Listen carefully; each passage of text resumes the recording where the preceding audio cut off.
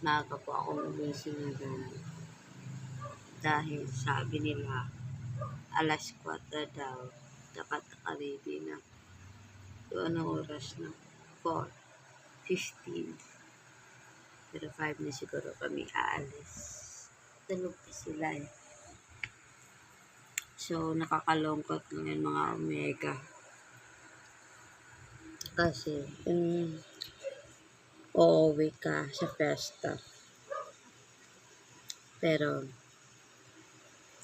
meron din kalungkutan. Dahil namatayan po kami ng pinsan. Namatay po yung pinsan namin. Kaya,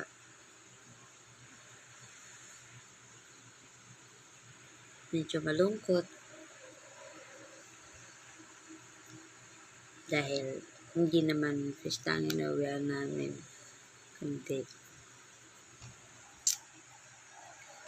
isang malungkot din na pangyayari na nawalan kami ng isang pinsan.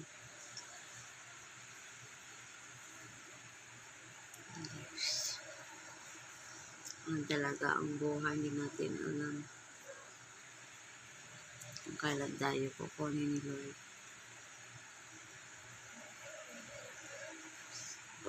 Nakabihis na ako, nag-ready na ako mga Omega para pagising nila, naka-ready na ako.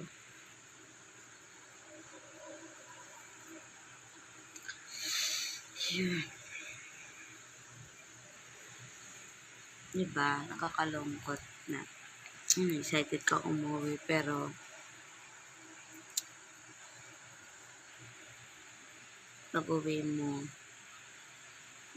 may papuntahan ka din na pinsan.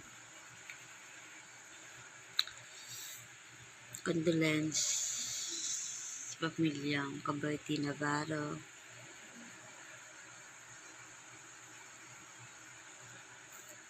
Thank you, Tibini. Tibini. Midi din. Midi siya sa mga taong na pag siya anong dedasal palagi yung death anniversary ni tatay. So, yun nga, malungkot lang. Excited kang umuwi pero may kakasad eh.